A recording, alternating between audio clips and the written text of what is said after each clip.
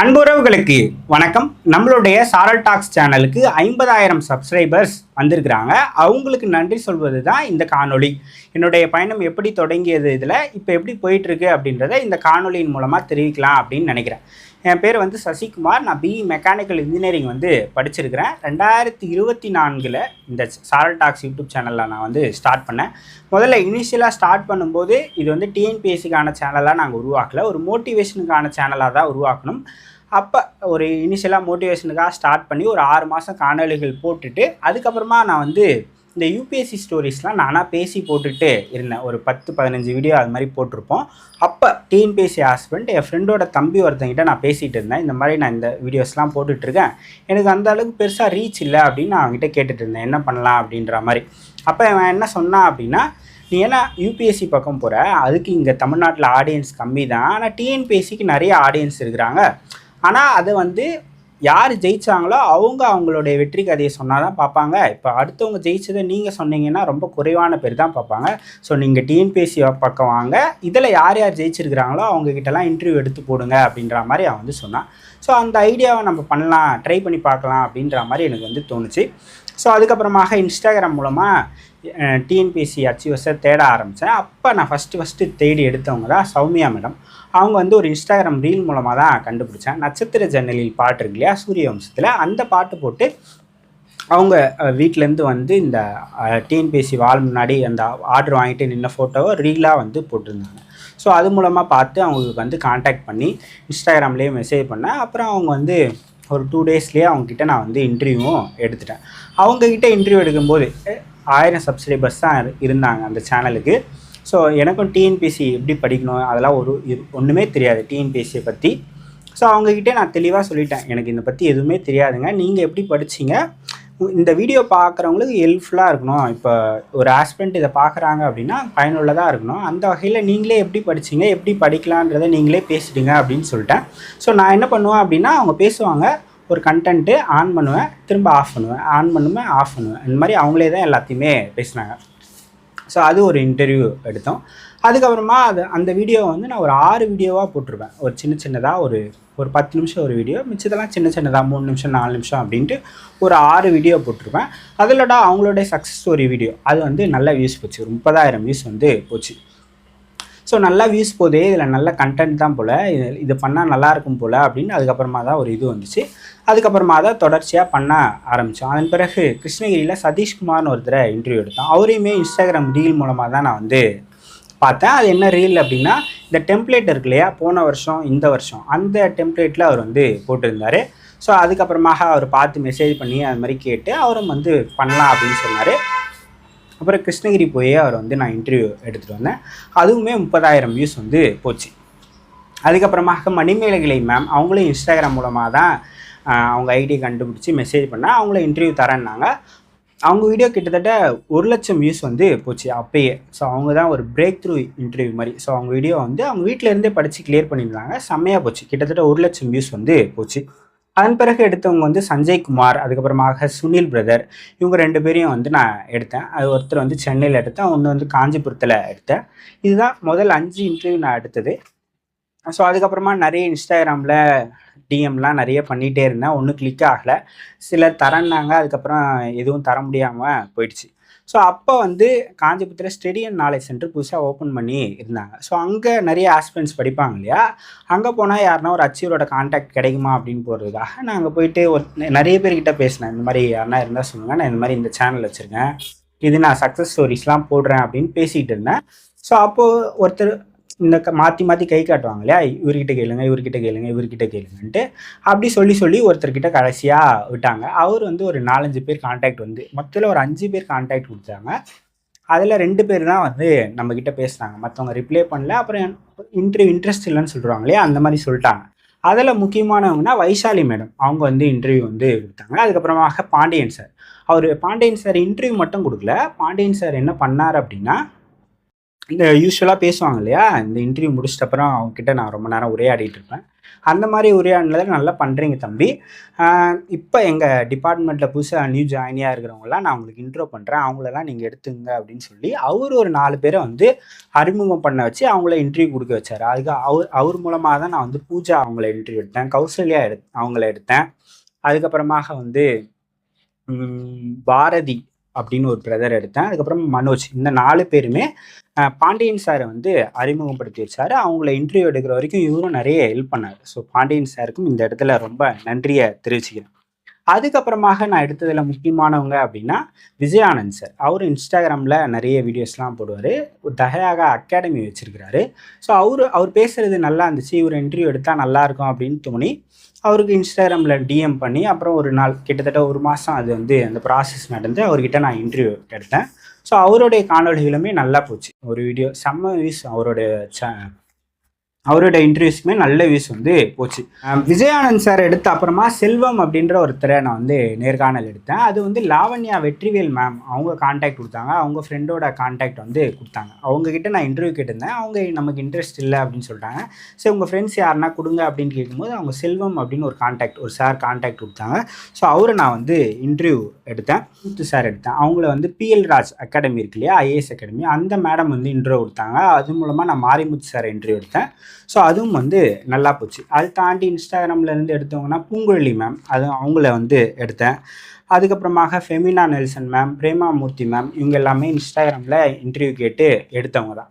இது எல்லாமே வந்து என்ன சொல்கிறது, நான் இந்த டிஎன்பிஎஸ்சி போட ஆரம்பித்து முதல் 6 to 8 மாதத்தில் எடுத்தவங்க. இவங்களெல்லாம் எடுத்த அப்புறம் தான் ஓரளவுக்கு டிஎன்பிஎஸ்சி பற்றின நாலேஜே எனக்கு வந்து கிடச்சிது. இந்த மாதிரி அப்போ நான் எடுத்தது எல்லாமே 2A எடுத்தேன். ஸோ 2A பற்றின ஒரு நாலேஜ் வந்து எனக்கு வந்து கிடச்சிச்சு. ஸோ இந்த மாதிரிலாம் இருக்குது இந்த எக்ஸாமு அப்படின்ற மாதிரி ஒரு நாலேஜ் வந்து கிடச்சிது. ஸோ அப்போ நான் காஞ்சிபுரத்துலேருந்தே தான் இது பண்ணிகிட்டு இருந்தேன், எங்கள் வீட்டிலேருந்தே இதை பண்ணிகிட்டு இருந்தேன். ஸோ ரொம்ப நிறைய எடுக்க முடியல. நம்ம சென்னை போயிட்டால் இன்னும் நிறைய பேர் எடுக்கலாம், கவுன்சிலிங் நடக்கும், அங்கேயே கூட எடுக்கலாம் அப்படின்ற ஒரு ஐடியா வந்துச்சு. அதன் பிறகு தான் நான் சென்னைக்கு கிளம்பி வரேன். சென்னைக்கு வந்துட்ட அப்புறம் நான் சென்னைக்கு வந்தது ஒரு டிசம்பர் மாதம் அப்படி வந்திருப்பேன். ஒரு ஜான்வரியில் கவுன்சிலிங் வந்து நடக்குது. குரூப் 4 2025 ஜனவரி 22 ஸ்டார்ட் ஆச்சு. ஸோ அதுதான் நான் அங்கே ஃபஸ்ட்டு டிஎன்பிஎஸ்சி ஆஃபீஸ் முன்னாடி எடுக்க ஆரம்பிச்சிது. ஸோ அங்கே போயிட்டு இனிஷியலாக ரொம்ப வந்து ஒரு முதல் 3-4 நாள் ரொம்ப கஷ்டமாக இருந்தது. என்ன மாதிரி கேள்வி கேட்குறதுனே தெரில. ஏன்னா நான் இது வரைக்கும் எடுத்தவங்க யாரையுமே நான் கேள்வி கேட்டுலாம் எடுக்கல. அவங்களா நீங்கள் எப்படி படிச்சிங்கன்னு சொல்லுங்கன்னு சொல்லிடுவேன், அவங்களா பேசிடுவாங்க, நான் அதை வந்து எடுத்துகிட்டு வந்து கட் பண்ணி போட்டுருவேன். அந்த மாதிரி பண்ணிட்டு இருந்தது. இப்போ அந்த டிஎன்பிஎஸ்சி வாசலாண்ட போகும்போது அவங்க கேள்வி கேட்க சொல்கிறாங்களா, இப்போ நம்ம அந்தளவுக்கு கேள்வி கேட்க வரல.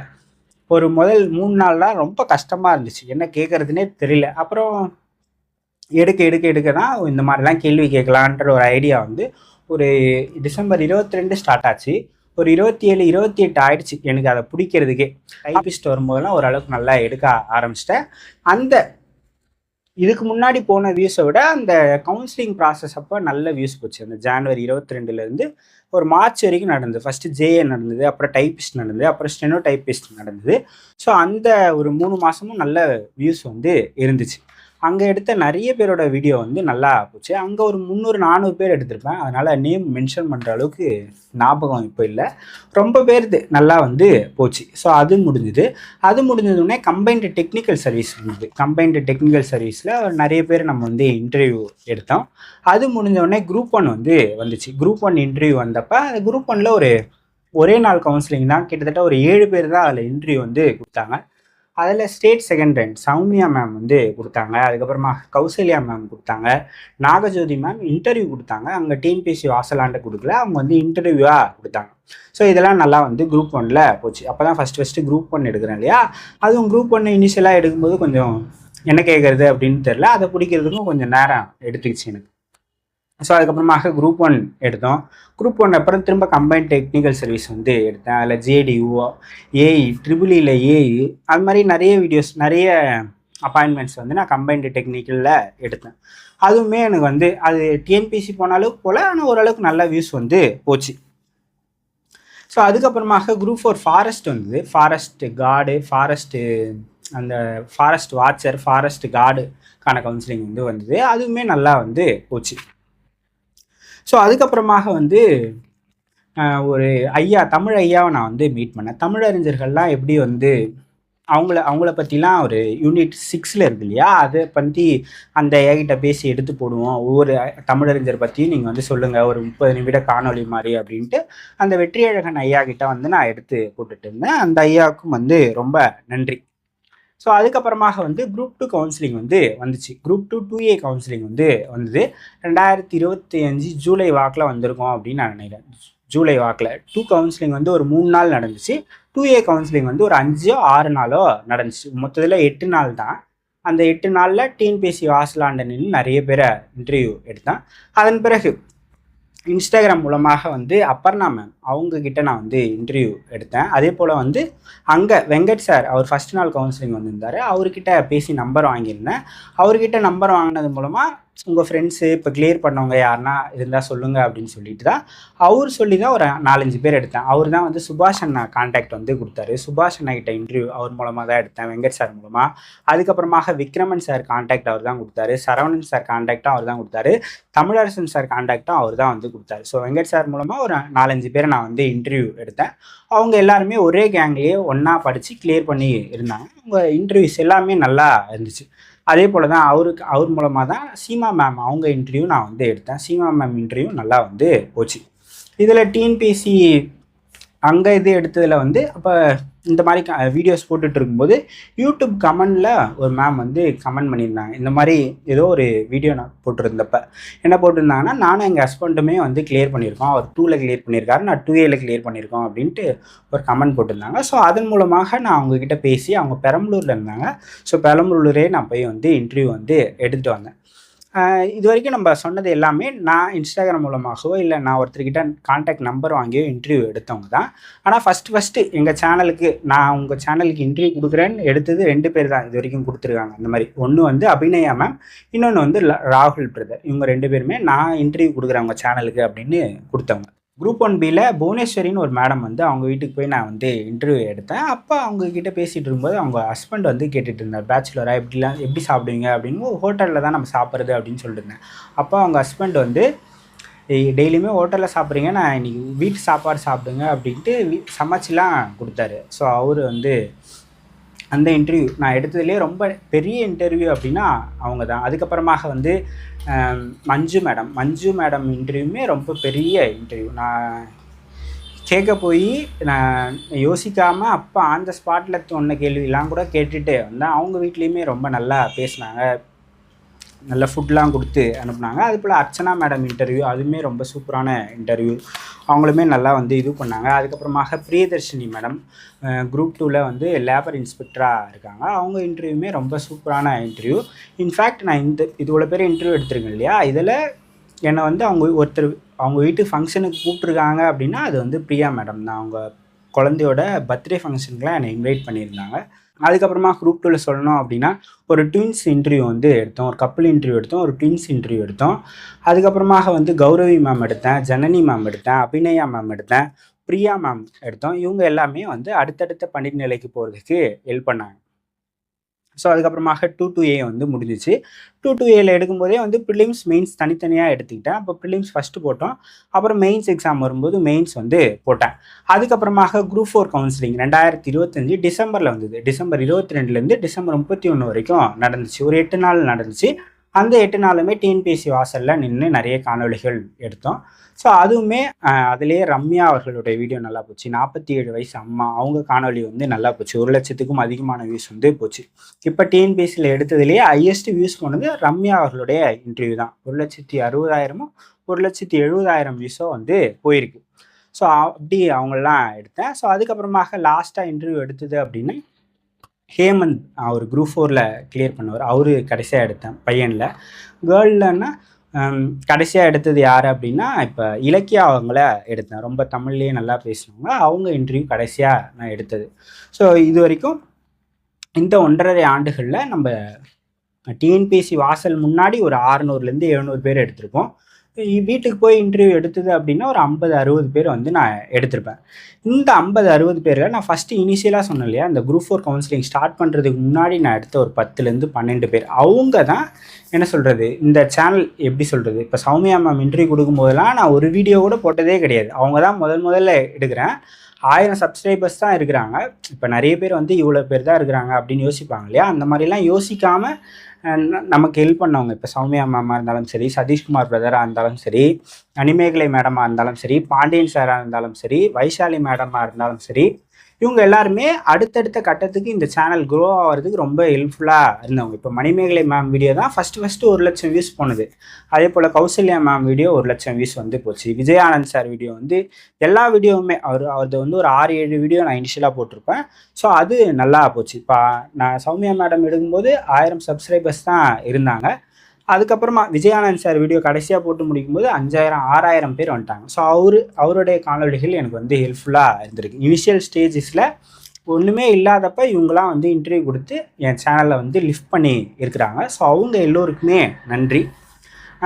நம்ம என்னதான் வந்து நிறைய காணொலிகள் போட்டாலும் கூட ஆஸ்பிரன்ஸ் அந்த காணொலிகளை பார்க்கல அப்படின்னா இந்தளவுக்கு வந்திருக்க முடியாது. ஸோ ஆஸ்பிரன்ஸ் ஆகிய உங்கள் எல்லோருக்குமே ரொம்ப நன்றி. இது வரைக்கும் இந்த ஒரு 1000 காணொலிகள் கிட்ட, ஒரு 700-800 காணொலிகள் கிட்ட நான் வந்து போட்டிருப்பேன்.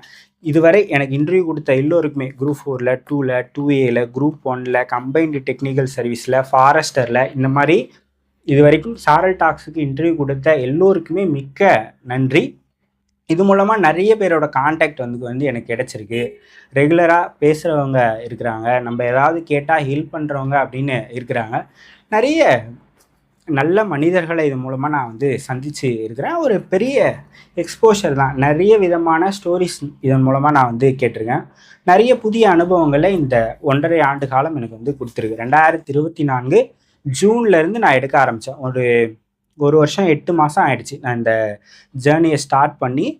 இதில் நிறைய புதிய அனுபவங்கள் எனக்கு வந்து கிடைச்சிருக்கு. நிறைய புதிய மனிதர்களை சந்திக்கிற வாய்ப்பு, ஒவ்வொன்றுமே வித்தியாசமான கதைகளாக இருந்தது. அவங்க ஸ்டோரி எல்லாமே நமக்கு சம்டைம்ஸ் தோணும் இல்லையா, நம்ம வாழ்க்கை என்னடா இப்படி போயிட்டுருக்கு அப்படின்ட்டு.